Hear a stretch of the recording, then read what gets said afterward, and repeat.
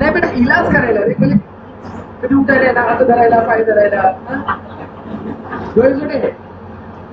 आपल्याला मागच्या सेशन मध्ये आपण काय काय शिकलो, नॉट शिकलो, दॅट इज शिकलो. काय शिकलो सांगा सांगा. थर्मल एनर्जीचं शिकलो आपण, thermal power station.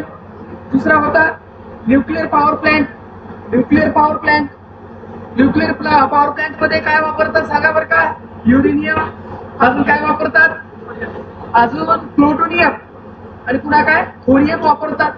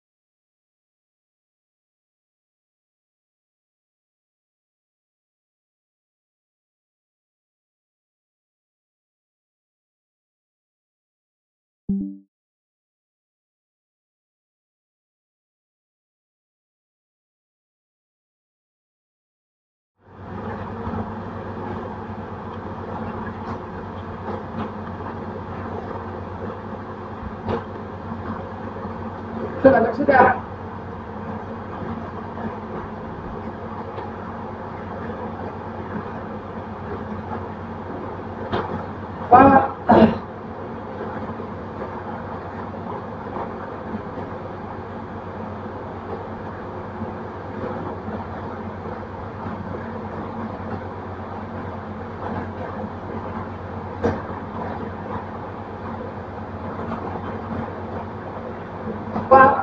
Power generation plant based on energy of natural gas.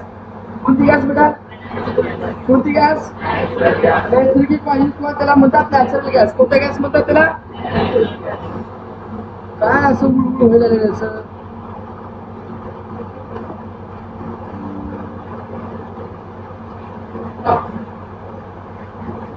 Natural gas मध्ये काय सीएनजी वगैरे येते ना, तुमचं सीएनजी वगैरे त्याच्यामध्ये येते, नॅचरल गॅस मध्ये येत असतं.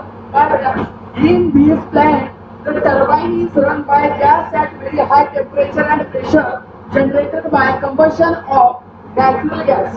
ज्यावेळेस आपण नॅचरल गॅसला बर्न करतो, नाही ना, कुणाला बर्न करतो? नॅचरल गॅसला बर्न करतो म्हणजे त्याचं कंबशन करतो. नॅचरल गॅसला कंबशन म्हणजे काय? जाळणे. जाळल्यानंतर त्या ठिकाणी काय होतं? हा गॅस तयार होतो. काय तयार होतो? गॅस. आणि गॅसचा जो तापमान असतो तो कसा असतो? हाय प्रेशर आणि कसा असतो? हाय टेम्परेचर असतो त्या ठिकाणी. आणि हा जो हाय प्रेशर आणि हाय टेम्परेचर मुळे जे काही गॅसेस असतात हाय टेम्परेचर आणि हाय प्रेशरचे, त्याच्यामुळे कोण रन होतं? कोण रन होतं? कोण रन होतं बेटा? कोण रन होतं? टर्बाइन होतं. Flow chart showing various stages in the power generation plant based on natural gas energy. आता पाहा बेटा, पहिल्यांदा काय असतं? कॉम्प्रेसर. काय असतं बेटा? या कॉम्प्रेसर मध्ये काय तयार करतात? Pressurised air. काय तयार करतात? Pressurised air. मला सांगा compressor for pressurised air. Compressor कशासाठी असतो सांगा? Pressurised air. कशासाठी असतो? कशासाठी असतो? प्रेशराइज्ड एअर साठी त्या ठिकाणी असतो. आणि ह्याच्या माध्यमाने आताच काय तयार झालं म्हणलं तुम्ही सांगा बरं का सर? हा, कंबशन झाल्यावर gas of high temperature and high pressure निर्माण झाला. Very good. मग त्या ठिकाणी काय होतं? कंबशन चेंबर असतो. काय असतो बेटा? काय असतो सांगा? Combustion chamber.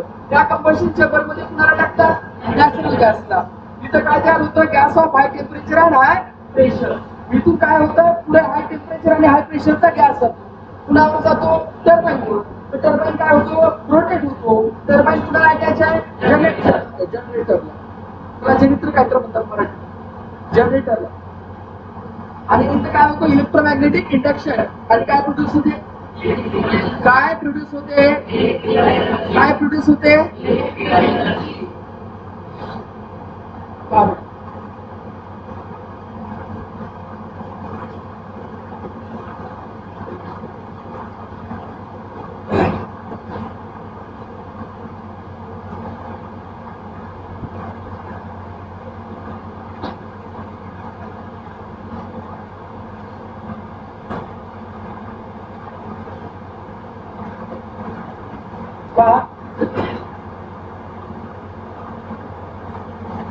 There are three main sections in this type of plant. आता नॅचरल गॅस प्लांट मध्ये एकूण 3 सेक्शन्स आहेत. किती सेक्शन्स आहेत कशामध्ये नॅचरल गॅस प्लांट म्हणजे नैसर्गिक वायूचा जो काही प्लांट आहे त्याच्यामध्ये 3 सेक्शन म्हणजे 3 भाग असतात. पहिला भाग आहे जो की कशामध्ये करतात चेंबर मध्ये कशामध्ये काय होतं बघा प्रेशराइज्ड एअर काय बेटा pressurised air is introduced into the combustion chamber कशामध्ये टाकतात कंबशन चेंबर मध्ये आणि कंबशन चेंबर मध्ये प्रेशराइज्ड गॅस टाकण्यासाठी गॅसचा वापर केला जातो कशाचा There are 3 main sections in this type of plant. Pressurized air is introduced into the combustion chamber using the compressor. या ठिकाणी प्रेशराइज्ड एअर जो आहे त्याला इंट्रोड्यूस मध्ये कशामध्ये टाकलं जातं कंबशन चेंबर मध्ये टाकलं जातं आणि टाकण्यासाठी कशाचा वापर करतात कॉम्प्रेसरचा कशाचा वापर करतात कॉम्प्रेसरचा कशाचा वापर करतात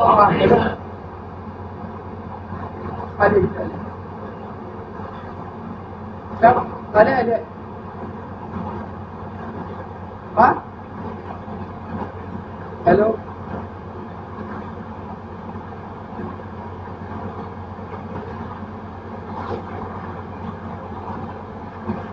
But in the combustion chamber, the natural gas burns in the presence of air.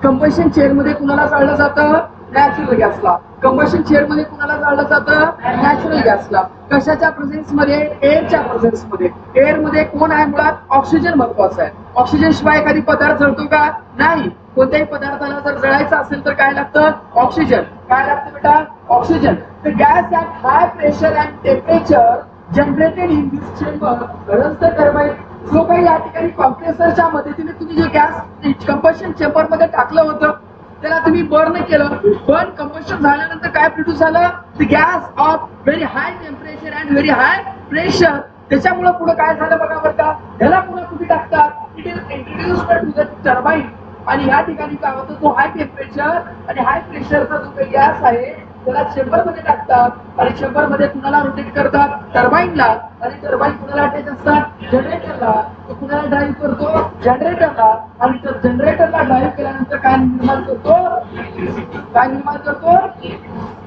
बघा पहिला नॅचरल गॅस मध्ये कोणती एनर्जी असते केमिकल कोणत्याही पदार्थामध्ये जी एनर्जी असते रोटेट कोणत्याही पदार्थातली जी एनर्जी असते ती कोणती एनर्जी असते यस यस कोणत्याही पदार्थाला जळल्यावर जळतो का हो जळतो म्हणजे काय एनर्जी स्टोअर केलेली आहे अशी जी एनर्जी स्टोअर केलेली असते त्या एनर्जीला काय म्हणतात केमिकल एनर्जी फायर क्रॅकर्स फटाकडे त्याच्यामध्ये कोणती एनर्जी आहे केमिकल शेणामध्ये कोणती एनर्जी आहे केमिकल एनर्जी कळायला लागलं सर्वांना एखाद्या वस्तूला जाळल्यावर जळतं का हो जळतं जळत असेल तर कोणती एनर्जी आहे त्याच्यामध्ये केमिकल एनर्जी आपल्याला त्याच्यामध्ये असताना दिसते काय झालं त्या नॅचरल गॅसमध्ये रासायनिक ऊर्जा आहे केमिकल एनर्जी आहे मग जे काही गतीज ऊर्जा आहे किंवा कायनेटिक एनर्जी कोणती बेटा kinetic energy generated due to combustion of natural gas तर ह्या ठिकाणी काय होतं ज्यावेळेस आपण कंबशन करतो म्हणजे जाळतो कुणाला जाळतो नॅचरल गॅसला तर त्यावेळेस कोणती एनर्जी निर्माण होते कायनेटिक एनर्जीला म्हणतात गतीज ऊर्जा कोणती ऊर्जा म्हणतात गतीज ऊर्जा कधी निर्माण होते ज्यावेळेस आपण नॅचरल गॅसला नैसर्गिक वायूला जाळतो त्याचं कंबशन करतो त्यावेळेस कायनेटिक एनर्जी काय होते निर्माण होते काय निर्माण होते ही कायनेटिक एनर्जीमुळे कोण रन होतं टर्बाइन कायनेटिक एनर्जीमुळे कोण रन होतं टर्बाइन आणि टर्बाइन रन झाल्यामुळे काय तयार होते इलेक्ट्रिकल एनर्जी तर हा जो टर्बाइन आहे कशाला बसवलेला असतो जनरेटरला कशाला बसवलेला असतो काय प्रोड्यूस होते सांगा काय प्रोड्यूस होते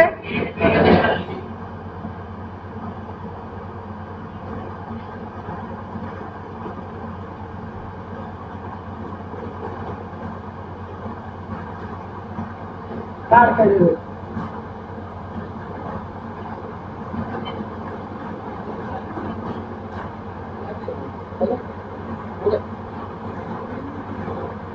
hello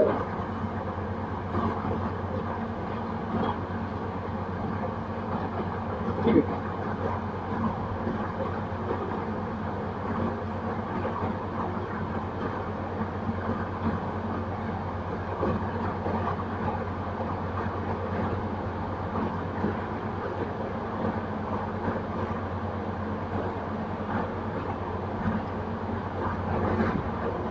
Efficiency of this type of power generation plant is higher than that power generation plant based on the coal. म्हणजे हे जे काही पॉवर प्लांट आहे जे कशावर बेस आहे नॅचरल गॅसवर बेस आहे ह्याची जे काही इफिशियन्सी आहे सर इफिशियन्सी म्हणजे काय कार्य करण्याची क्षमता. इफिशियन्सी म्हणजे काय बेटा सांगा बरं का कार्य करण्याची क्षमता. काय म्हणलं कार्य करण्याची जी काही क्षमता आहे त्याची इफिशियन्सी ती जास्ती आहे. कसे सांगा जास्ती आहे. कुणापेक्षा जे कोणते पॉवर प्लांट आहे कशावर बेस्ड आहे कोळशावर बेस्ड असलेल्या पॉवर प्लांट पेक्षा याची इफिशियन्सी जी आहे त्यांची जी कार्यक्षमता आहे ती कशी आहे जास्त आहे. कशी आहे बेटा सांगा जास्त आहे. पण बघा मोreover since the natural gas does not contain sulfur या ठिकाणी नैसर्गिक वायूमध्ये कोणत्याही प्रकारचे सल्फर नसतात. त्याच्यामध्ये burning of natural gas result in the less pollution. जे काही नॅचरल गॅस असतात नैसर्गिक वायू असतात हे जळल्यानंतर कमी प्रमाणामध्ये प्रदूषण निर्माण होतं. काय होतं सांगा कमी प्रमाणामध्ये प्रदूषण होतं. हा काय कमी होतं कारण सल्फर कमी आहे. काय कमी आहे सल्फर कमी आहे. मग सल्फर कमी असेल तर प्रदूषण जास्त होईल का नाही. पण तेच जर तुम्ही कोळशामध्ये पाहिलं तर त्या ठिकाणी कार्बन डायऑक्साईड जास्ती प्रोड्यूस होतो सल्फर डायऑक्साईड जास्ती प्रोड्यूस होतो.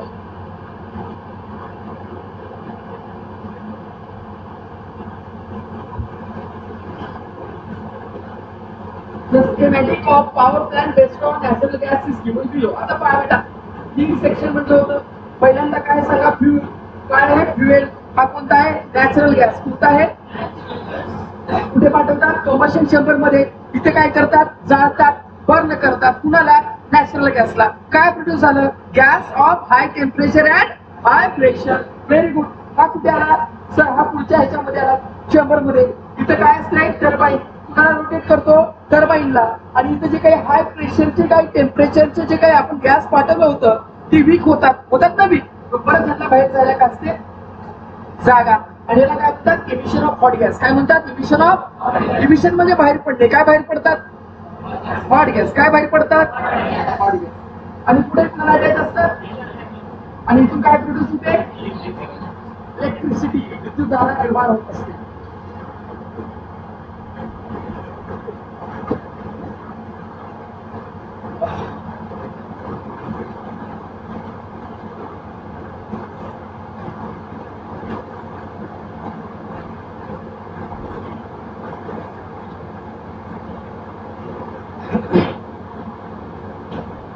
Natural gas based power plant and their capacity. आता काही नैसर्गिक वायूचे जे काही पॉवर प्लांट्स आहेत आणि त्यांची कॅपॅसिटी काय आहे. पहिला आहे समरालकोटा. काय बेटा समरालकोटा कुठे आहे आंध्र प्रदेश. कुठे आहे मोठ्यानं कुठे आहे कुठे आहे 2620. पुन्हा आहे अंजनवेल कुठे महाराष्ट्रात येतं. सांगा कॅपॅसिटी 2220. 52 कुठे बेटा 52. कुठे आहे दिल्लीला. कुठे आहे 3000 कॅपॅसिटी. नंतर आहे कोंडापल्ली. कोणता कोंडापल्ली कुठे आहे आंध्र प्रदेशला. कुठे आहे त्याची कॅपॅसिटी सांगा 1466. किती कॅपॅसिटी आहे 1466. 2 मिनिटाचा टाइम देतो वाचून घ्या. तसं जेवढे टॉपिक झाले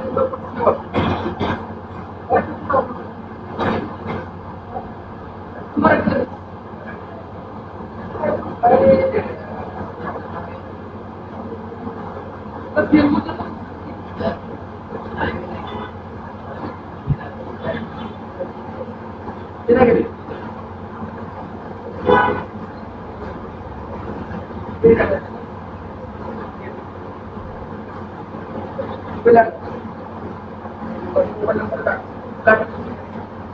पुस्तक डाउनलोड करून दे बाल भरतो.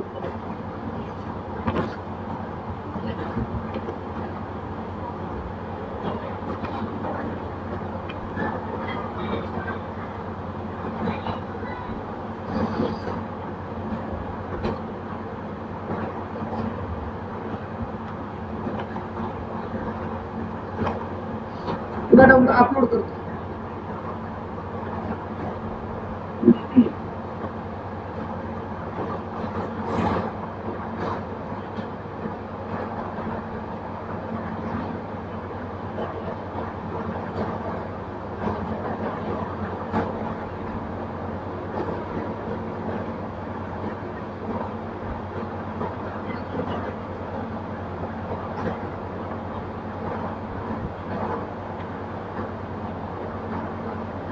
काय बेटा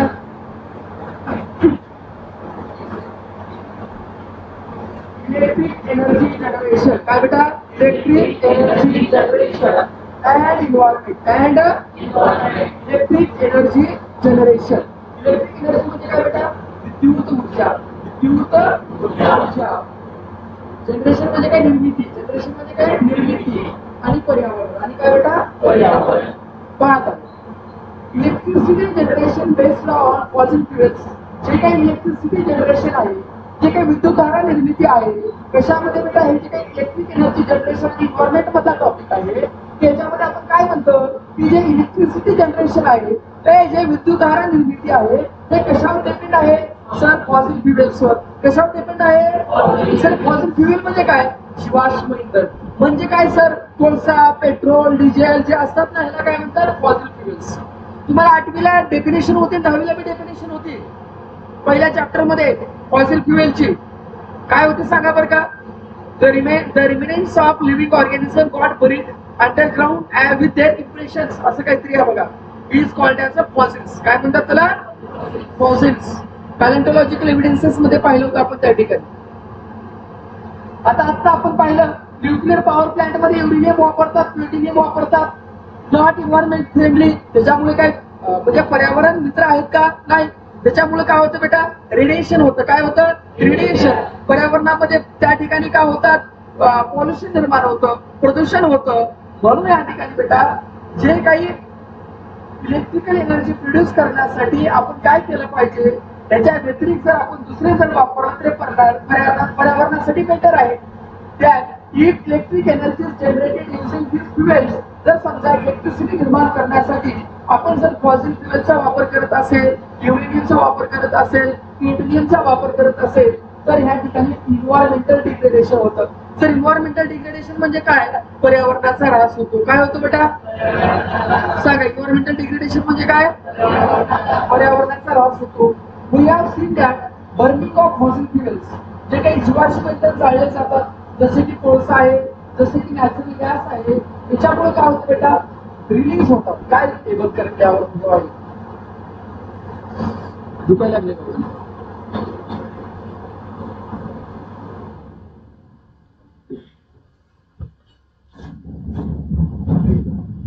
घरात बसला का माझं लई दिवसाच्या नंतर. का असेल ना रोटे काळ्या चष्म्यातून दिसणं वाटलं का काय सारं दिसतंय. रोक्षा रोक्षा चला लक्ष द्या. We have seen that burning of fossil fuels. Fossil fuel म्हणजे काय जीवाश्म इंधनला ज्यावेळेस बर्न करतात. कोणते जीवाश्म इंधन सर कोळसा आहे सर नैसर्गिक वायू आहेत. त्याच्यामुळे काय होतं बेटा इमिशन होतं. इमिशन म्हणजे काय होतात रिलीज होतात. काय रिलीज होतात सर्टन गॅसेस. काय रिलीज होतात अँड सूट पार्टिकल. आणि काय रिलीज होतात बेटा सूट पार्टिकल्स. काय रिलीज होतात soot particle. This result in air pollution. ह्याच्यामुळे काय निर्माण होतो एअर पोल्युशन. काय निर्माण होतो air pollution. Incomplete combustion of fuels. Incomplete combustion of fuels. जर समजा फ्युएल्सला आपण जर अर्धवट त्या ठिकाणी जाळलं leads to formation of carbon monoxide. आणि काय तयार करतात बेटा कार्बन मोनॉक्साईड. काय तयार करतात कार्बन. ज्यावेळेस समजा एखादी कोळशाला जाळलं जर कोळसा अर्धवट जळला नीट आहे का कोळसा जर अर्धवट जळला तर काय निर्माण होतो कार्बन मोनॉक्साईड.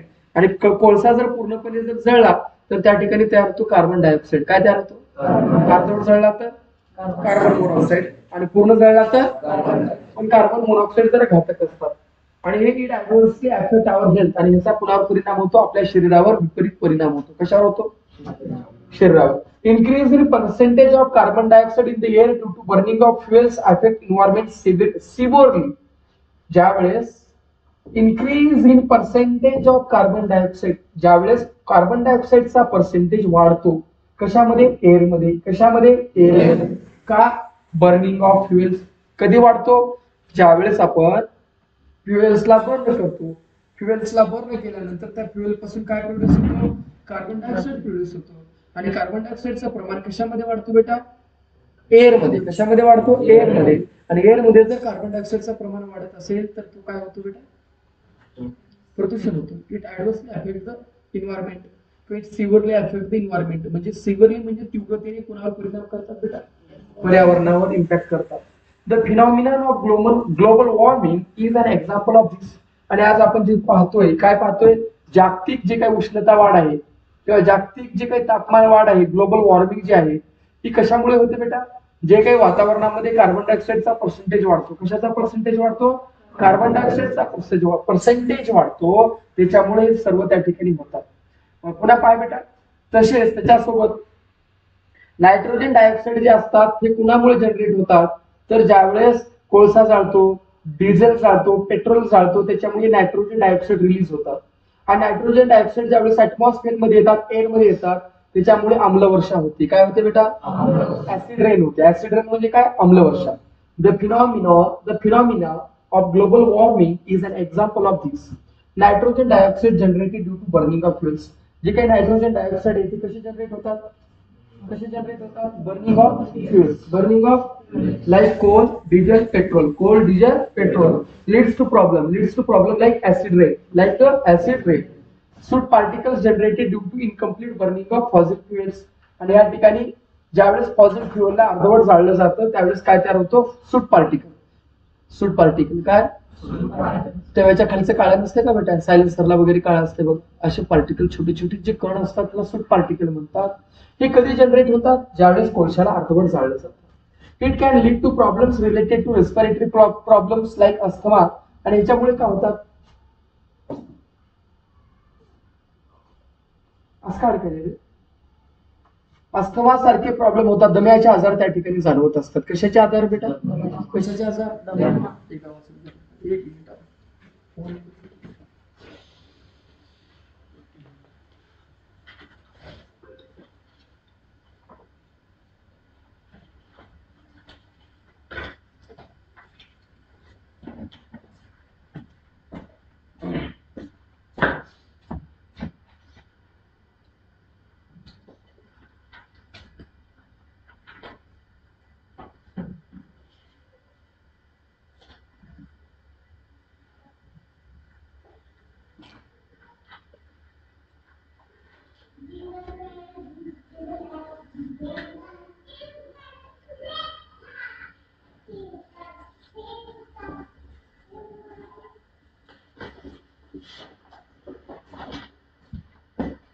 पुढे पहा.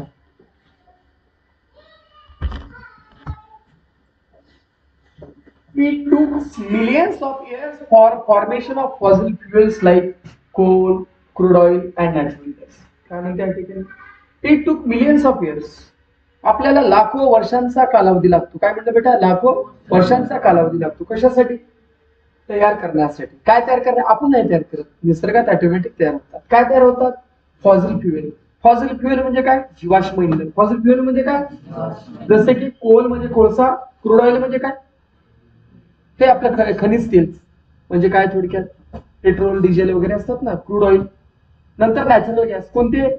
एलपीजी आणि सीएनजी. एलपीजी म्हणजे काय? Liquefied petroleum gas. सीएनजी म्हणजे काय? Compressed natural gas. Also the reserves of these fuels are limited. आणि याचे जे रिझर्व्स आहेत, याचे साठे जे आहेत हे मर्यादित आहेत. आज ना उद्या संपवणार केले बेटा? सर संपवणार आहेत. मग बघा, it is said that with the current speed of their use, the coal reserve in the world would last for another about 200 years or so, and the natural gas reserve for about 200 to 300 years. काय म्हणलं या ठिकाणी, जर आज ज्या वेगाने आपण जे काही पेट्रोल असेल डिझेलचा वापर करतोय, क्रूड ऑइलचा वापर करतोय, अशा जर वेगाने आपण जर त्या स्पीडने जर करंट स्पीडमध्ये जर आपण त्यांचा वापर केला, युटिलाइज केलं, तर जे कोळशाचे रिझर्व्ह आहेत, कोळशाचे जे साठे या जगामध्ये वर्ल्ड मध्ये आहेत, would last for another about 200 years. फक्त किती वर्षासाठी उरलेले, 200 वर्षासाठी. और सो ऍज द नॅचरल गॅसचे जे साठे आहेत ते किती वर्षासाठी, 200 ते 300 वर्ष. किती बेटा, 200 ते 300. म्हणजे कधी ना कधी 100 का जाणार आहे. खराब झाला बघा.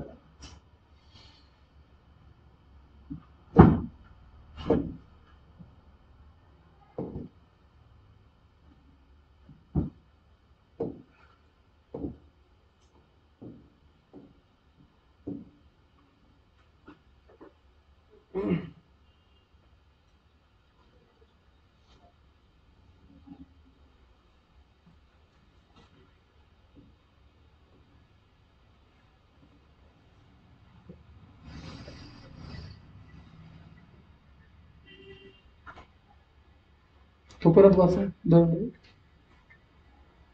त्याला दोन्ही डाउनलोड करू दे.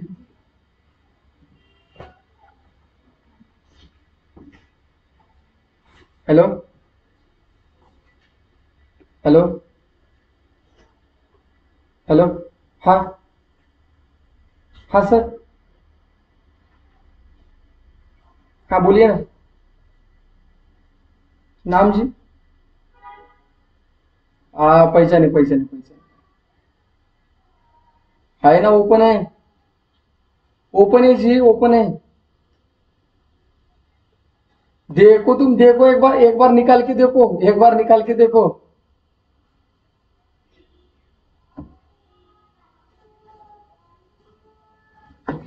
अच्छा अच्छा अच्छा अच्छा, कहाँ पे है रुकने वाले.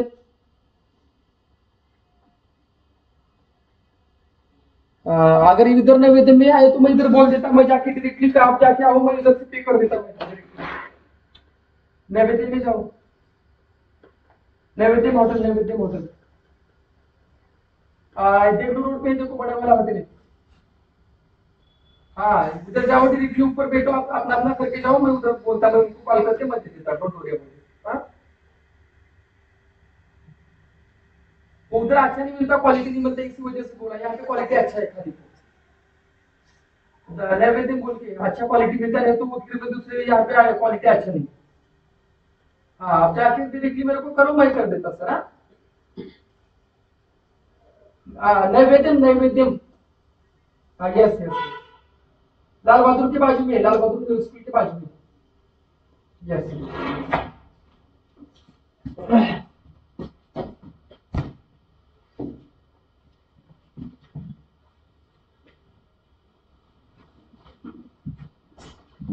मूड खराब असं मध्ये काही झालं का, असं हे मध्ये टेन्शन लय चमकायला ना, झालं चमकू द्या काय आता बरोबर. वी हॅव ऑल्सो चमकलेले म्हटलं बे, ए का बघलेलाच बे, तुला काय चमकायची सवय नाही का कुठं. We have also discussed about the problems in use of nuclear energy. Use of nuclear energy मध्ये काय प्रॉब्लेम होते सांगा बरं का बेटा, सांगा की बे. ए काय होते, न्यूक्लिअर वेस्ट होते, रेडिओ ऍक्टिव्ह वेस्ट पडते बाहेर. मग काय करावं सर, अबे मग बाहेर जर पडलं तर कसं करता, काय करावं सर, काय बी होणार की काय होणार म्हणजे सर, म्हणजे रेडिएशन पसरते, म्हणजे काय होते सर, कॅन्सर होऊ शकते सर. काय होते, एअर पोल्युशन होते सर. पाण्यात टाकलं तर काय होते, वॉटर पोल्युशन होते सर. अजून कुठे बी टाकू नको, जिथं टाकायचं.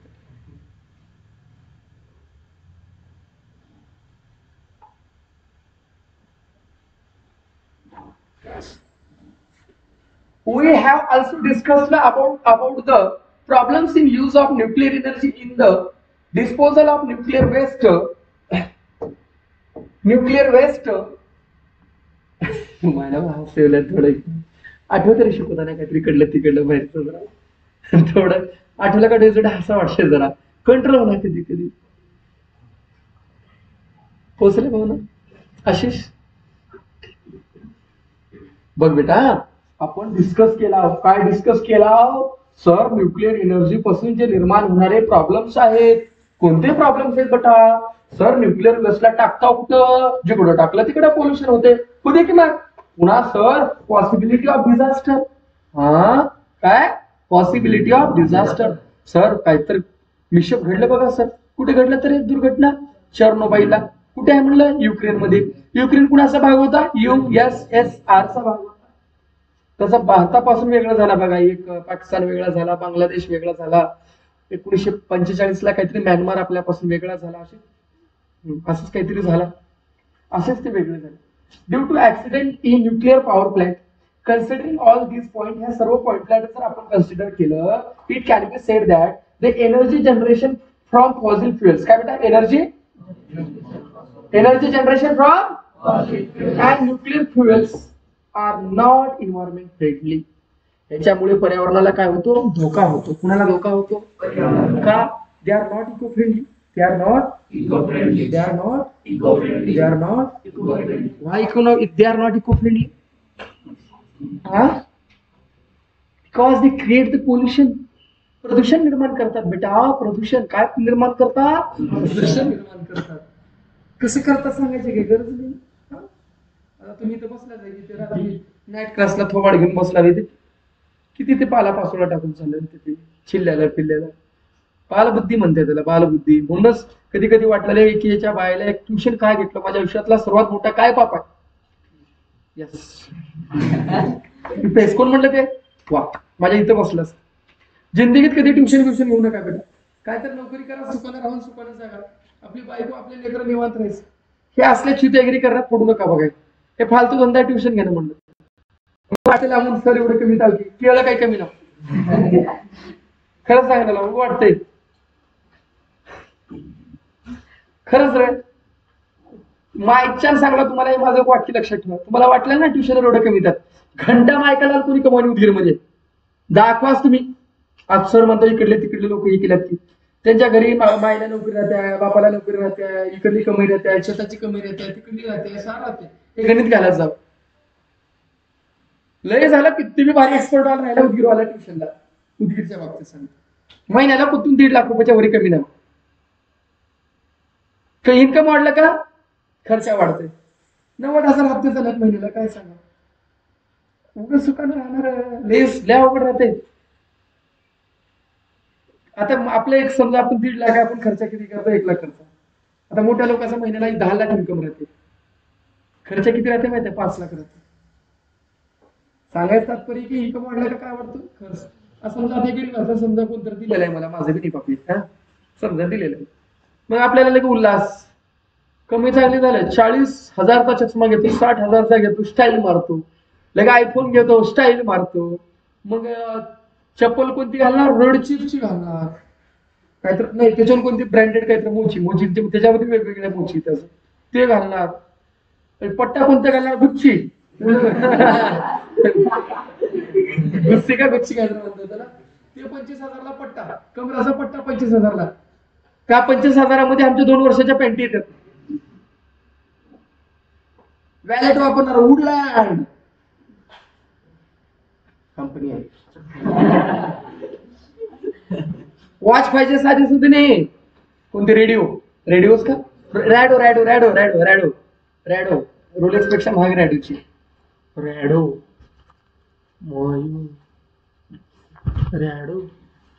1 लाखाला घड्याळ, 2 लाखाला घड्याळ.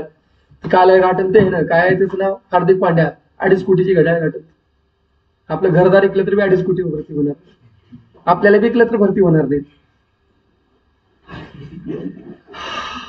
कस करता. एका हॉटेलला जेवायला गेलं तर काही काही हॉटेलचं बिल आहे ते एक राजस्थानला हॉटेल आहे, पॅलेस. एका दिवसाची पॅलेसची फीस किती असते, 2 एकरचा बैनामा 24 लाख.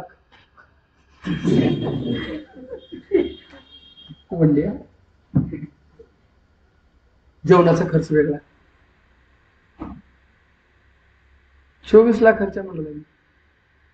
मायला आमच्याकडे पाप लोकांना 2 टाइम जेवायला मिळणार गेले. बेरोजगारी लोकांमध्ये आहे, लोक फिरलेल्या. कसं चाललंय ना आपल्या देशामध्ये, काय सिस्टीमच पूर्ण कोलॅप्स झाले आपल्या देशामध्ये. आपल्या देशामध्ये 2च लोक समाधानी आणि सुखी आहेत, सर नंबर 1 समाधानी सांगा, आम्हाला तेच ऐकायचे आहे. नंबर 1 प्रशासकीय अधिकारी, फुल भ्रष्टाचार, फुल करप्शन. आणि नंबर 2 पॉलिटिशियन्स. सर ते कस का? तू मारल्याने कर, मी रडल्याने करतो, हम मिल बांट के खाएंगे. देशाला लागलेली कीड म्हणलं तर काय? प्रशासनात होणारा भ्रष्टाचार ही देशाला लागलेली सर्वात मोठी कीड आहे. जर प्रशासकीय अधिकारी तशा लेवलचे असले, स्ट्रॉंग जर असले त्या ठिकाणी बेटा, भ्रष्टाचार होऊ शकत नाही. आमच्या बायको घरामध्ये फ्लॅट घेऊन दे म्हणले, उभे नाही लगेच हे हप्ता काढ हप्ता. म्हणून पोलीस प्रशासनाची तेवढ्या आपल्या समाजात किंमत नाही. पोलिसापेक्षा सर्वात खराब महसूल क्षेत्र हे तहसीलदार वगैरे जे असतात ना, 1 लाख क्षेत्र, तिथं तलाठी हाना आणते, तिथं ग्रामसेवक हाना आणते. आमच्या उदगीरला काय तलाठी होऊन गेले, 25 कोटीची प्रॉपर्टी घेतल्यात. आता असं मला प्रश्न पडला, मग आयच्यान सर त्यांना तलाठी झाले तर एवढं कमी सर, मग तुम्ही म्हणत होतो बघा कलेक्टर झालं तर महिन्याला 50 कोटी कमी, ते खरं आहे? मग हा खरं आहे, 50 नाही म्हणायला घेतला असता तर जमले कमी तास. आणि आजकाल प्रत्येकाला सरकारी नोकरी का पाहिजे माहितीये का? आय हॅव टू करिंग भ्रष्टाचार. हो, भ्रष्टाचारासाठीच नोकरी पाहिजे ना. हप्ता लगेच हप्ता. ते पीडब्ल्यूडी इंजिनियर माझे काही क्लासचे पोरं झालेत, माझ्या वर्गातले पोरं, त्याच्या बायला नसले कुठून आले, 50 लाखाचे फ्लॅट घेतल्यात. पगार किती आहे? 50,000. मला 1.5-2 लाख पडत्या कुडवाला, मी अजून काही घेणे, त्यांना 50,000 पगार आहे, तर 50 लाखाचे फ्लॅट कस करता? Ecosystem damage, full corruption. जावा तहसीलमध्ये काम करायला 200 रुपये, 500 रुपये. बैनामा करायला जावा 1 लाख रुपये. कागदच पुढे घेऊन जाणार. दलालांची सुळसुळाट आपल्या उदगीरमध्ये आहे. दलाल म्हणतात त्याला, दलाल. एवढा आहे, अधिकाऱ्यांच्या तावडीत सापडलो रे तुमचा कार्यक्रम असतो. कधीच अधिकाऱ्यांच्या तावडीत सापडायचं नाही. एसपीएस तुम्हाला कळत नाही. एसपीएस मध्ये सापडलो, बरोबर कार्यक्रम करतात, टप्प्यात घेऊन कार्यक्रम करणार तुमचा, करेक्ट कार्यक्रम. ओके, बोललो का? बरोबर बोललो, बरोबर आहे ना? टुवर्ड्स इन्व्हायरमेंट फ्रेंडली एनर्जी, पर्यावरणाची मैत्रीण आहे. इन्व्हायरमेंट फ्रेंडली एनर्जी म्हणजे काय? निसर्गाला जे काही फायदेशीर आहे अशी एनर्जी आपल्याला पाहायचं आहे.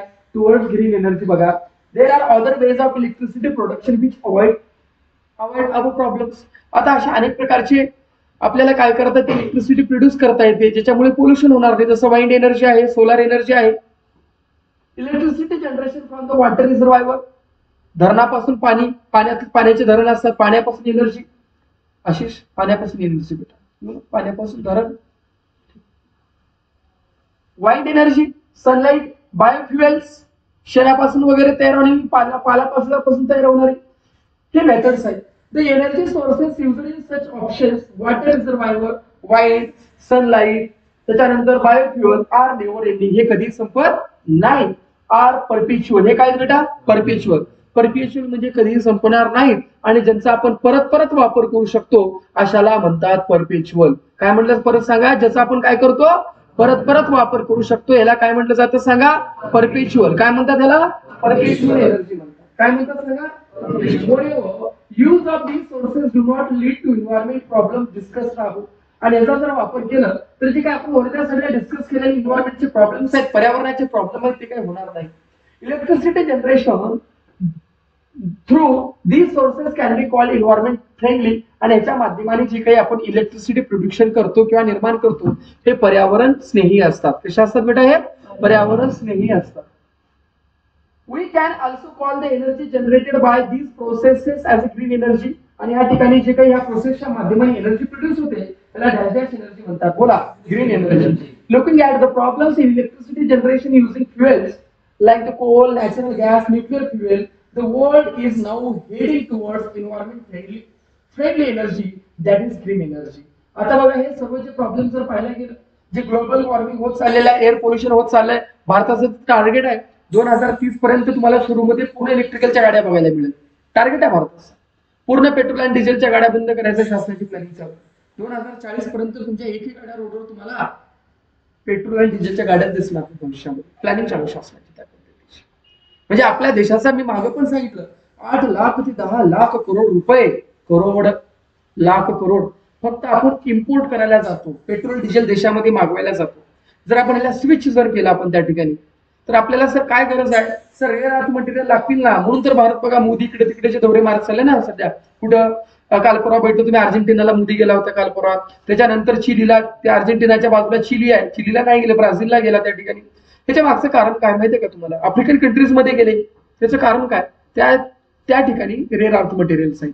आणि रेअर अर्थ मटेरियलचा वापर कशासाठी करतात? गाड्याचे जे काही चिप्स वगैरे असतात ना गाड्यामधले बेटा, त्याच्याशिवाय मोबाईल चालत नाही, लॅपटॉप तयार होत नाही, इलेक्ट्रिकलच्या कोणत्याच वस्तू तयार होत नाहीत. हिरव्या चिट्ट्या राहतात बघा मध्ये ती तशा प्रकारची.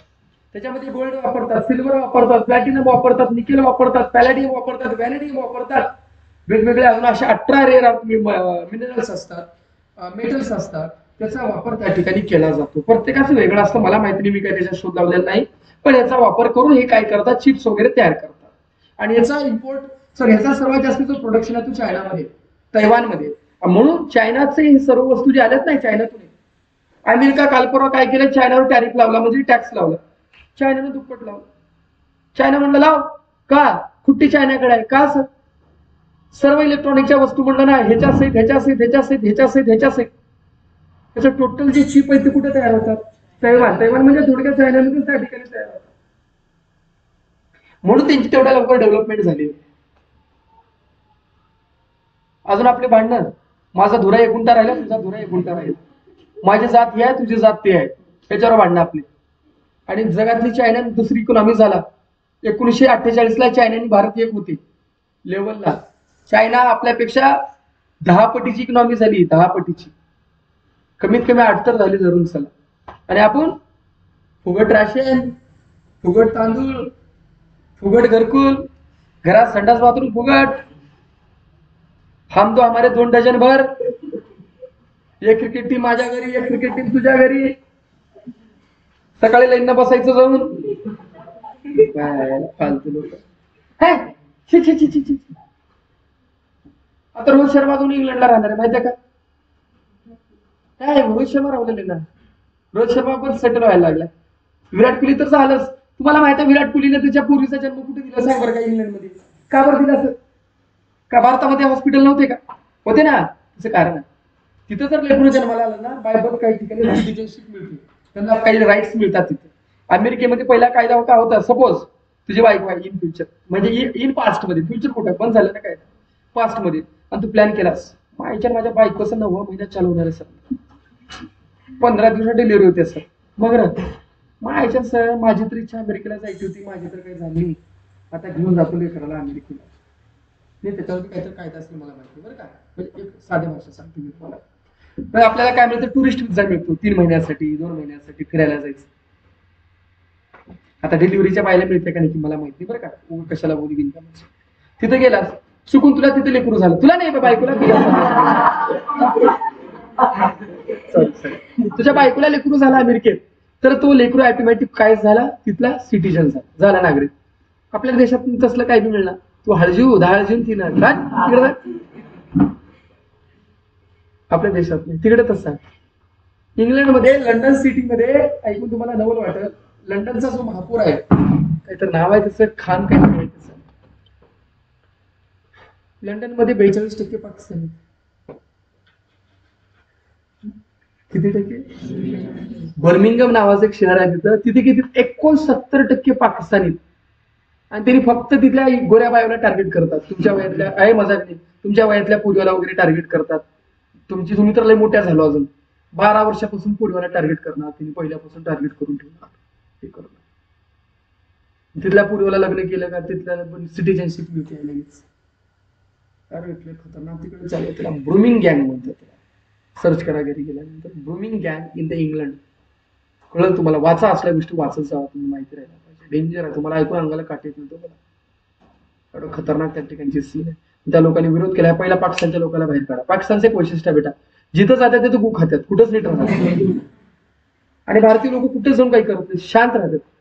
म्हणून भारतीय लोकांना कुठेही हाकललं जात नाही. पाकिस्तानच्याला पहिला लाता करून काढतात बरं, त्याच शिवत्या लोक तुमचा, कारण तुमचा जन्मच गद्दारी झालेला आहे. पहिला गद्दारी केलो, आता बी गद्दारी चालू आहे. आणि तुम्हाला सांगू काय, पाकिस्तान कोण आहे? पाकिस्तान मधले जेवढे मुसलमान आहेत ना, हे पूर्ण राजपूत आहेत. पूर्ण राजपूत मारवाडी लोक आहेत. तर असं कसं म्हणणार? तिकडून तलवार दाखिलं काय लगेच काय करायचे, धर्म बदलायला लावायचे. जाताना बाया घेऊन जायचे त्या ठिकाणी. म्हणलं ना माझ्या सायंटिफिक लेक्चर मध्ये, बायापासून लेकर होणारे पुढे तीच तयार झाली पुढे त्या ठिकाणी. असं त्या ठिकाणचा प्रकार होता. असं जर 50 वर्षाला डेमोग्राफी बदलत असते जगाची, डेमोग्राफी म्हणजे लोकसंख्या बदलत असते 50 वर्षाला, 100 वर्षाला, आणि दर 100 वर्षाला जगाचा नकाशा बदलत असतो. देशाचा नकाशा 100 वर्ष कधीही सलग सारखा राहतो, वाढतो तर कधीतरी. इतिहास ये माहिती तो असं करू नको, असं काय करायलाच तू बदलतो बघ तुला डायरेक्ट. चला पाहा बेटा, हायड्रो म्हणजे पाणी. हायड्रो इलेक्ट्रिक एनर्जी, कोणती एनर्जी बेटा? फ्लोईंग वॉटर, वाहत्या पाण्यात कोणती एनर्जी असते? त्याला म्हणतात गतीज ऊर्जा. वाहत्या पाण्यात कोणती ऊर्जा असते? Kinetic energy in the flowing water. आणि थांबलेल्या पाण्यात जो काही वॉटर आहे रिझर्वायर मध्ये, वॉटर रिझर्वायर मध्ये जो काही पाणी आहे त्याच्यात जे एनर्जी असते ती कोणती एनर्जी असते? Potential energy. त्याला म्हणतात स्थितीज ऊर्जा. कोणती ऊर्जा? ही the conventional source of energy. हे आहेत पारंपरिक ऊर्जेचे सोर्स आहेत. काय बेटा? हे पारंपरिक ऊर्जेचे source. In hydroelectric power plant मध्ये potential energy in the water, potential energy in the water stored in the dams. कशामध्ये आहे? डॅममध्ये स्टोर केलेली वॉटर मध्ये जी एनर्जी आहे ती कोणती एनर्जी आहे? Potential energy. ती कशामध्ये कन्वर्ट होते? कायनेटिक एनर्जी ऑफ वॉटर मध्ये. कसं? पाणी पहिला काय होतं? होल्ड केलं, थांबून ठेवलेलं आहे धरणात, वरून खाली सोडा, आता काय झालं? वाहत झालं. आणि फ्लोईंग वॉटर मध्ये कोणती एनर्जी असते? Kinetic energy. Fast flowing water is brought from dam to the turbine. हे जो काही फास्ट फ्लोइंग वॉटर आहे, वेगाने येणारा वाहन पाणी आहे, हा जो काही डॅम पासून येतो कुठेपर्यंत येतो? टर्बाइन पर्यंत. कुठेपर्यंत येतो? टर्बाइन कुठे असतो? बॉटमला. कुठे असतो? बॉटमला. तो टर्बाइन वरून प्रेशरला पाणी पडल्यावर तो काय होतो सांगा? रोटेट होतो. जसं तुम्ही बघा गाडी धुताना टायरला मारल्यावर टायर का होतो बेटा? फिरतो का नाही? पाणी मारल्यावर. त्याच पद्धतीने मग ते फिरल्यानंतर काय होतं? जे काही फ्लोइंग वॉटर मध्ये कायनेटिक एनर्जी आहे, कोणती energy? Kinetic energy of flowing water जे आहे ड्राईव्ह द टर्बाइन. कुणाला ड्राईव्ह करते? टर्बाइनला फिरवते. आणि टर्बाइन कुणाला अटॅच असतो? जनरेटरला. आणि कोणती एनर्जी निर्माण होते? बोलत चला, कोणती एनर्जी? कोणती एनर्जी? परत सांगा, कोणती एनर्जी बेटा? Electric energy. कोणती एनर्जी? हो का? जे काही पाणी धरणात ठेवलेलं आहे, वॉटर रिझर्वायर मधला जो पाणी आहे त्याच्यात कोणती एनर्जी आहे सांगा. मग हा पोटेन्शियल एनर्जी कशावर पडते सांगा? वाहते होतं, म्हणजे कुणावर आपटे? ते टर्बाइनवर. म्हणजे वाहत्या पाण्यामध्ये कोणती एनर्जी आहे? कायनेटिक एनर्जी आहे. टर्बाइन का होतो? ड्राईव्ह. टर्बाइन का होतो? ड्राईव्ह. हा टर्बाइन कुणाला अटॅच आहे? जनरेटरला. आणि कोणती एनर्जी प्रोड्यूस झाली? बघायचं, बघून घ्या. सोपं आहे का अवघड आहे?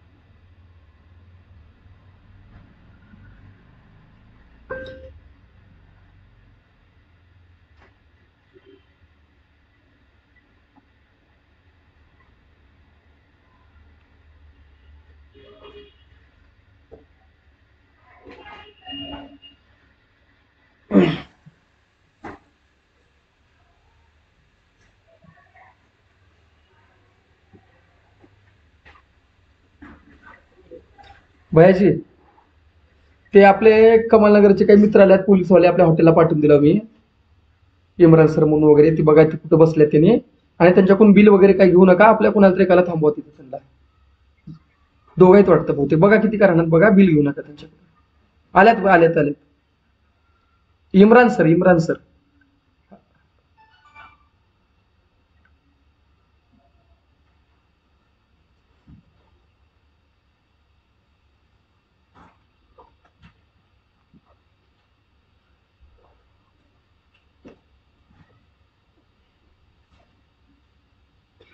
सर जी मैं काउंटर पे बोल दिया सर जी। हाँ आपके पास आएंगे क्या क्या लगता है क्या नहीं आप रिलैक्स अपना खाना खाओ सर जी।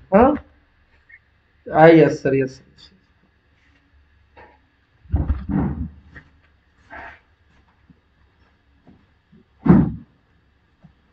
झालं का कडेवर झालं ते कडेवर घे म्हटलं झालं कडेवर घ्या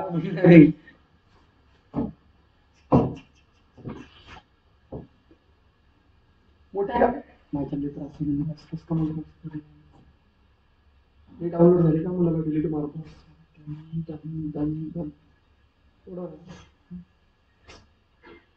बेटा समजून घ्या सर काय समजून घ्यायचे बेटा ते पाणी आहे सर कुठलं पाणी आहे अब इकडे धरण आहे धरण म्हणजे काय डॅम बरोबर आहे डॅमची वॉटर लेवल आहे ठीक आहे इथं पाणी सोडलं बरोबर आहे इथून खाली पाणी सोडलं पाणी सोडल्यानंतर काय होतं सांगा गेट काय करतात वरी वळतात गेट वरी वळलं का पाणी काय होतं खाली येतं खाली आल्यानंतर इथं काय बसवलेला असतो टर्बाईन हा काय होतो सांगा बरं का असं फिरतो का नाही सांगा बरं का हा फिरल्यानंतर हा कोणाला अटॅच आहे काय प्रोड्यूस होते इलेक्ट्रिसिटी आणि या पॉवर हाऊस मध्ये ह्याच्यामध्ये काय करतात स्टोअर करतात आणि अशा माध्यमाने काय करतात ट्रान्समिट करतात काय करतात ट्रान्समिट करतात ठीक आहे या गेटला म्हणतात स्लुअस गेट काय म्हणतात त्याला स्लोप असतो का आहे का slope that is a pen stroke आणि हे काय आहे turbine not pen stroke that is a pen stroke स्लोपला काय म्हणायचं पेन स्ट्रोक काय म्हणतात त्याला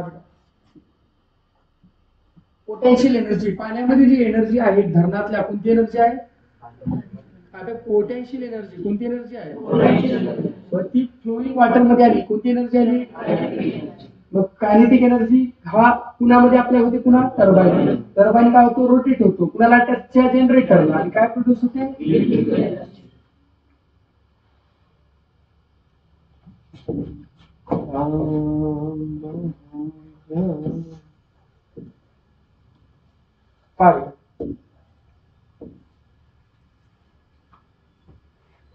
आपण एक्सरसाइज मध्ये कव्हर करू बेटा हा टॉपिक ठीक आहे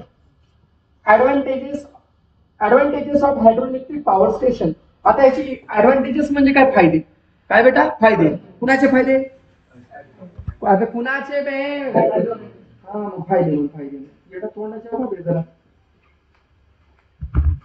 advantages of hydroelectric power station power generation आता बघा बेटा ह्याच्यात काही कोळसा वापरला ह्याच्यात काही युरेनियम वापरला प्लुटोनियम वापरला नॅचरल गॅस काही वापरलो का काही घंटा वापरला नाही since no fuel is burn in hydroelectric power generation कोळसा जाळणे म्हणजे काही एअर पोल्युशन होणार आहे का नाही since no fuel is burn in the hydroelectric power station मध्ये कोणत्याही प्रकारचा इंधन वापरला जात नाही there is no pollution resulting from combustion of fuels आणि त्याच्यामुळे जरी त्या ठिकाणी कंबशनमुळे जे काही कोळसा जाळल्यानंतर या फ्युएल कंबशन जाळल्यानंतर जो काही प्रदूषण व्हायचा तो इथे होईल का नाही नो एअर पोल्युशन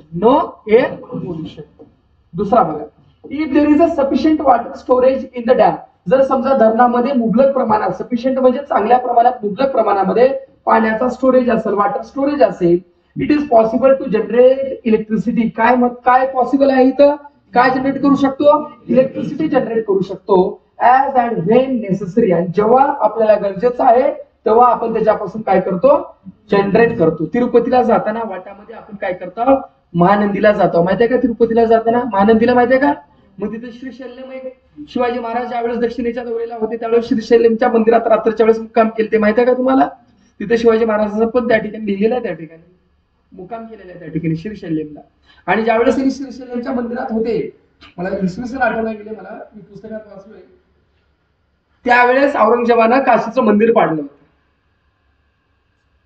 आणि त्यावेळेस त्यांना तिथं असणारी घटना कळली होती. असं कदाचित माझं खालीवरी झालं असेल, पण असंच काहीतरी इव्हेंट घडलेला आहे त्यावेळेस, मे बी तसं. मग त्या ठिकाणी बसले होते ते, शांत मंदिरात बसले होते, रात्र तरी मंदिरात काढली होती शिवाजी महाराजांनी त्या मंदिरामध्ये. काय नाव आहे रे श्रीशैल्यमला? मल्लिकार्जुन ना? मल्लिकार्जुन, बरोबर का? गेलो का तिरुपतीला? कोण कोण गेले? तिरुपतीला जाताना दर्शन करून जातो, बरोबर आहे. तर ते मल्लिकार्जुनचं आहे का नाव काय रे?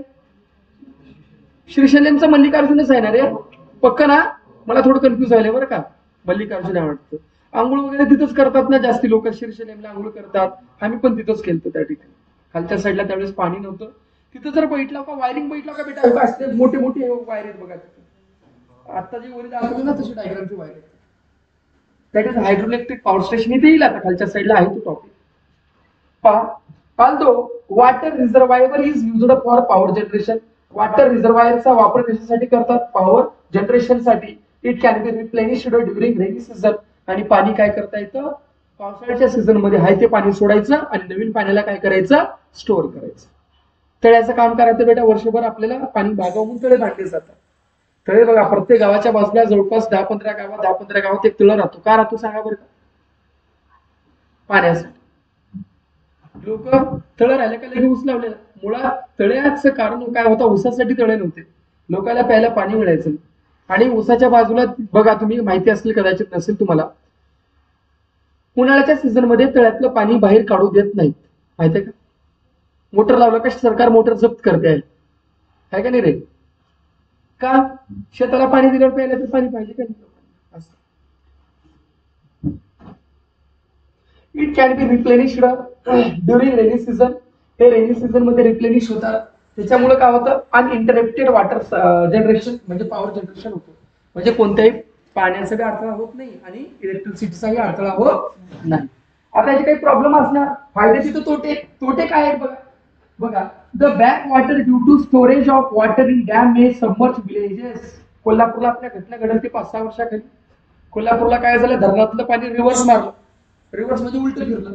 उलट फिरल्यावर पाणी कुठे घुसलं? गावात घुसलं.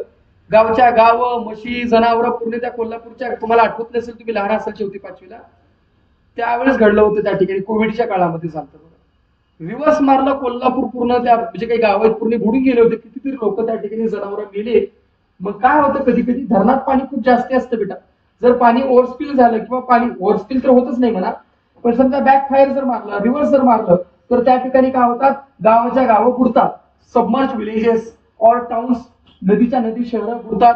जसं की इंडस व्हॅली सिव्हिलायझेशन जे आहे, त्याचं बी एकमेव कारण असं म्हटलं जातं की तिथं पूर आल्यामुळे ही घटना घडली आहे असं म्हणतात. This leads to the problem of rehabilitation of the displaced population. आता सांगा, तिथं जर असं घटना घडली, त्या लोकांची घरं गेली, त्या लोकांचा पैसा गेला, त्या लोकांचे जनावर गेले, लोकांची जीवितहानी झाली, आर्थिक हानी झाली, सर्व झालं. मग सर काय करावं बेटा? अशा ठिकाणी काय होतं सांगा बरं का बेटा? त्याच्यामुळे प्रॉब्लेम होतात. काय होतात प्रॉब्लेम? कोणते प्रॉब्लेम होतात? रिहॅबिलिटेशन, पुनर्वसन. रिहॅबिलिटेशन म्हणजे काय? किल्लारीला भूकंप आल्यानंतर लोकांना पुन्हा घर बांधून देण्यात आलं. प्रत्येकाच्या घरामध्ये एकाला जॉब देण्यात आली किल्लारीच्या वेळेस. त्याला अनुकंपातून म्हणतात. अनुकंपातून, ज्याच्या घरचं कोणी मेलेलं असेल त्याला जॉब देतात घरामध्ये. आता बंद झाले. Moreover this can also submerge forest as well as fertile land. आणि कधी कधी काय होतं? जे काही सुपीक जागा आहे, सुपीक जमीन आहे पिकासाठी, ते सबमर्ज होते, ते बुडून जाते. जंगलच्या जंगल त्या ठिकाणी बुडून जातात. The obstruction of flow of river water. Obstruction म्हणजे काय? अडथळा. ऑब्स्ट्रॅक्शन म्हणजे काय? अडथळा. कशाचं? Flow of river water. Flow of river water may have adverse effect on living world in the river. जे काही पाण्यामधील सजीव सृष्टी आहे, जे अक्वॅटिक लिव्हिंग सिस्टीम आहे, जलचर जे काही सिस्टीम आहे, त्याच्यावर सुद्धा इम्पॅक्ट होतो. काय होणार? होतो. पाणी जर अडवलं, त्याच्या पुढची जी इकोसिस्टीम आहे त्याच्यावर परिणाम होतो का? येस. त्याच्या सुद्धा परिसंस्थेवर काय होत असतो? इम्पॅक्ट होतो. म्हणून हे ह्याचे काय आहे? डिसएडव्हान्टेजेस. आणि हे ह्याचे काय सांगा बरं का? ऍडव्हान्टेजेस काय आहे? बघून घ्या. वाचा वाचा वाचा वाचा वाचा वाचा वाचा.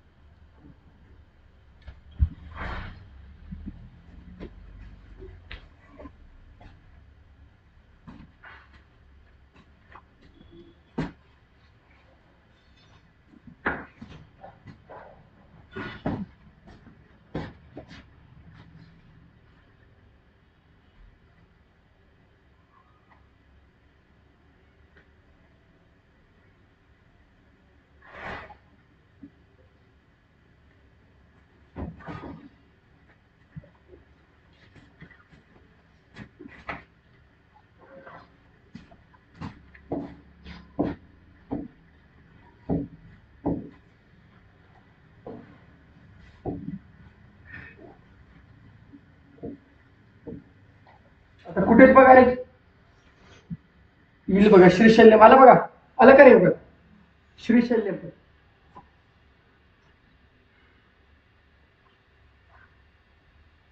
कुठं श्रीशल्यम?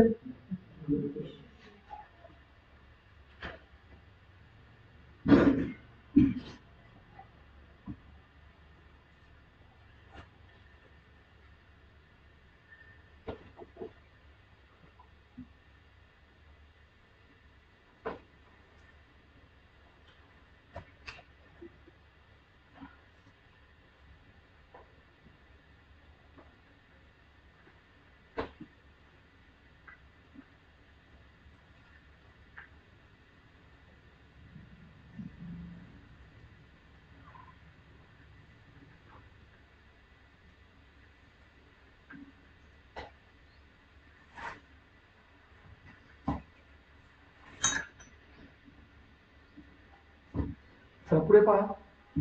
तेहरी. तेहरी कुठे आहे बेटा? तेहरी डॅम उत्तराखंड. कॅपॅसिटी किती आहे? 2400. कोयना महाराष्ट्र. जायकवाडी महाराष्ट्र. कोयना महाराष्ट्र 1960. श्रीशल्यम आंध्र प्रदेश 1670. नाथपा झाकरी. नाथपा झाकरी. जाकरी म्हणा, झाकरी म्हणा, जाकरी. हिमाचल प्रदेश. कॅपॅसिटी सांग. 1500 मेगावॅट. किती बेटा? 1500.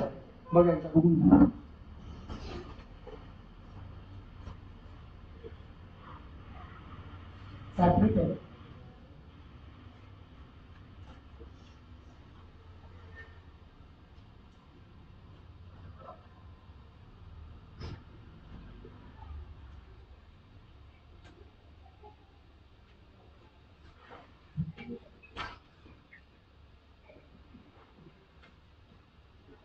रोटेट नाही.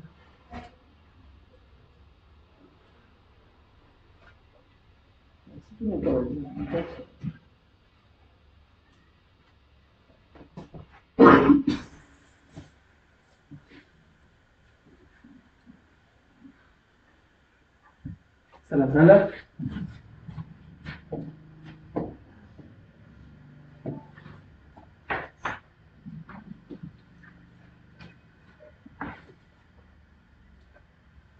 बकळ मोठा आहे चॅप्टर.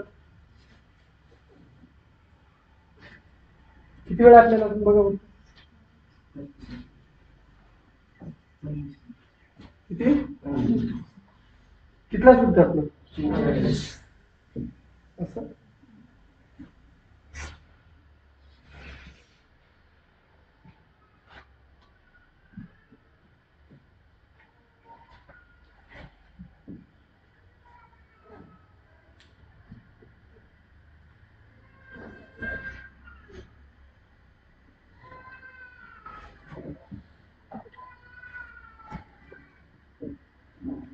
बघा बेटा पुढचा आहे वाइंड एनर्जी. कोणती एनर्जी?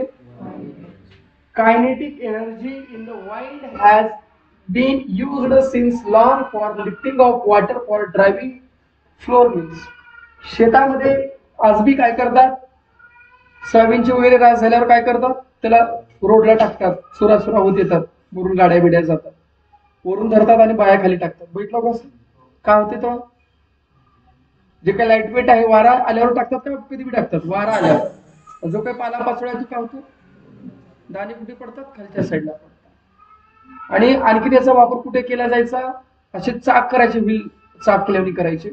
आणि नदीतलं पाणी विहिरीतलं पाणी वरी काढण्यासाठी पिक्चर मध्ये बैठलं असलं बघा जुन्या. असं असतात बघा. ते काढलं का ऑटोमॅटिक फिरलं का ते फिरणार, असं पुढं पुढे गेलं का ते पाणी भरणार, पुढे ते पुढे जाणार. अशा प्रकारे म्हणजे याचा वापर जो आहे लिफ्टिंग ऑफ वॉटर म्हणजे पाण्याला वरी उचलण्यासाठी आणि फ्लोर मिल त्या ठिकाणी केला जातो. The wind energy can also be used for electricity generation. आणि याचा वापर इलेक्ट्रिसिटी जनरेशन. पवन चक्क्या कोण कोण आलतं? मी दाखवले तेव्हा ट्रिपला कोण कोण होतं आपल्यासोबत? बघितलं का त्यावेळेस?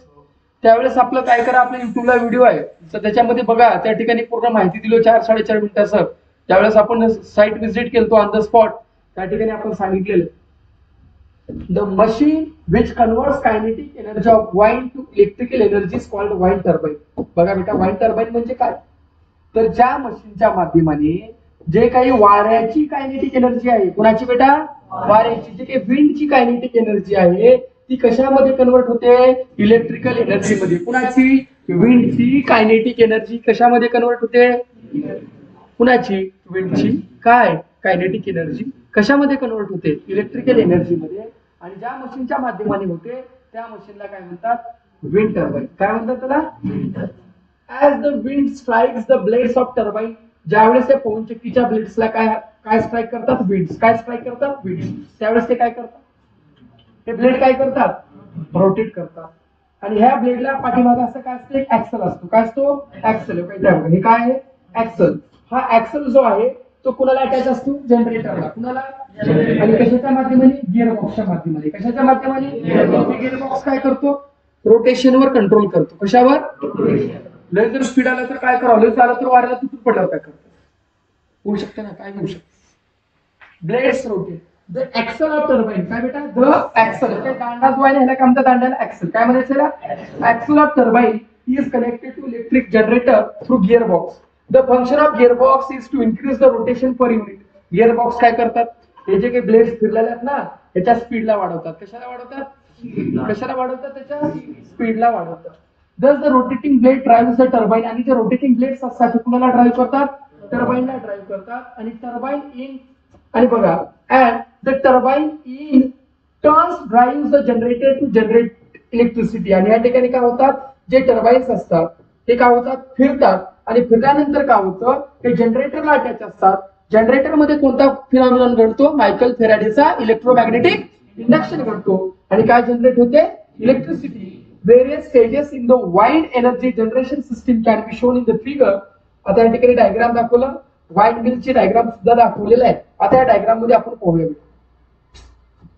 असं व्हायला कुठं बोललं लागले का म्हणलं सर? बोर्डावर किडा बिडा बसलं का कुठं म्हणलं? पाणी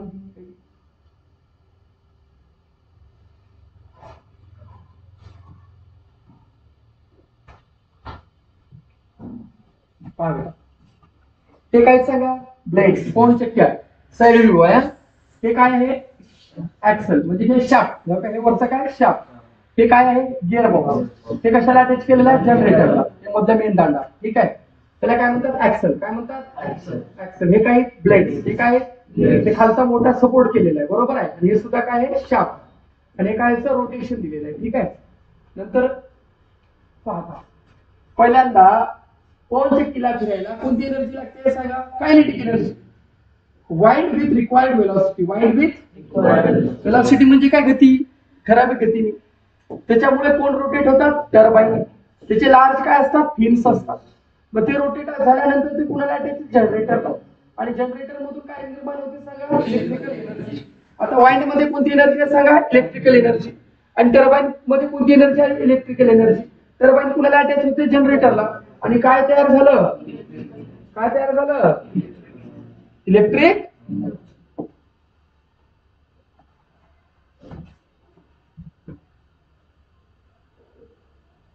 बघा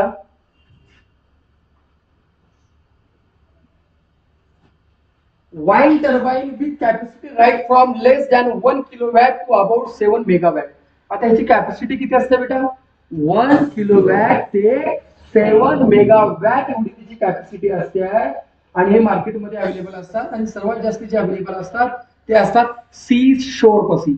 सी शोर म्हणजे काय? समुद्रपट्टा. दाखवतो पुढे. 100 मीटरची उंच असतात. 100 मीटर म्हणजे 300 फूट. 12 ते 12 12 12 36 25 ते 26 मजली उंच असतात. किती म्हणलं?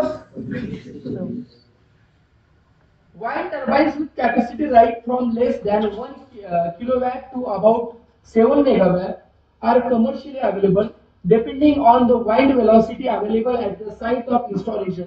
त्या ठिकाणी wind velocity काय आहे त्या साइटवर त्याच्यानुसार wind turbine with specific capacity selected. ठराविक अनुसार काय करतात? त्याची साईज ठरवली जाते. आणि तुम्ही कोल्हापूरला जाताना बघितलं का वाटामध्ये पवनचक्क्या? तिरुपतीला जाताना वाटामध्ये किती पवनचक्क्या असतात? वायन पवनचक्क्या उंचावर असतात.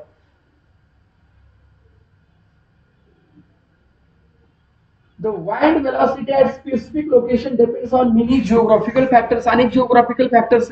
सर कोणते कोणते फॅक्टर्स? हाईट पाहिजे, वाऱ्याचा फ्लो पाहिजे, हे असे काही कंडिशन्स असतात. समजा मी कुठे बी लावलं तिथे निसटून पडलं तर कसं करता, अवघड आहे. जागा बी कशी पाहिजे त्या प्रकारची पाहिजे तरच आपल्याला लावता येईल. Wind velocity is usually high on कोणत्या एरियात असतं म्हटलं मी तुम्हाला सांगा, सी शोर एरियाला वाइंड वेलॉसिटी जास्त असते. And that environment is appropriate for installation of wind turbine. आणि त्या ठिकाणचा जो पर्यावरण आहे, जे काही वातावरण आहे इन्स्टॉलेशन साठी लावण्यासाठी हे चांगलं आहे. वाइंड एनर्जी एक क्लीन सोर्स ऑफ एनर्जी आहे.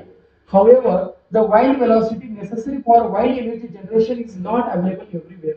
म्हणजे वाइंड वेलॉसिटी आपल्याला नेसेसरी आहे काय निर्माण करण्यासाठी, वाइंड एनर्जी निर्माण करण्यासाठी, ते प्रत्येक ठिकाणी अवेलेबल आहे का नाही. अशामुळे आपले जे काही लिमिटेड यूज आपण त्या ठिकाणी तसा करतो. बघा हे घराचा आकार बघा दाखवले, थोडं मी मोठं करतो, लक्षात येईल तुमच्या. थोडं कल्पना करा, त्याचे आकार बघा चक्कर येईल तुम्हाला. थांबा थोडं, 100 म्हणलो मोठा वेळ पहा बेटा, घरा एवढा आकार आहे. मी घरा काय घरापेक्षा किती तर मोठा आहे. पहिला 100 फूट आपण बघितलेला, कॅपॅसिटी किती आहे 2 किलोवॅट. ब्लेडची साईज आहे 1.5 मीटर. किती मीटर? चला त्याच्या पुढचा बघा, शेतामधला जो काही असतो वाइंड फार्म मधला. बाबू हे घरातला आहे का, बरं ठीक आहे. घरातला किती आहे 35 मीटर. शेतातला बघा राऊंड फिगर किती आहे बाबा, 200 पेक्षा जास्तीच आहे. 100 धरा ना, किती 100. ब्लेड लेंथ किती आहे, ह्या ब्लेडची लेंथ 50 मीटर आहे फक्त. 150 फुटाचा ब्लेड, 10 मजलीचा एक ब्लेड आहे. आणि जी एनर्जी तयार होते ते किती होत्या 200 किलोवॅट. आता समुद्राच्या बाजूला जहाज किती बारीक आहे बघा, ह्याची उंची आहे फक्त ब्लेडची उंची 100 मीटर ब्लेड आहे.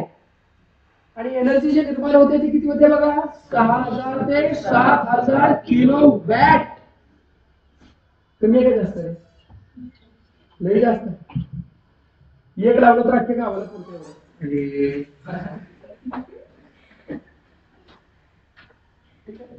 थोडं वाचून घ्या बेटा जरा, खूप झाले. पूर्ण वाचा जरा, मोठ्यानं वाचून व्यवस्थित. अपलोड करतो लगेच.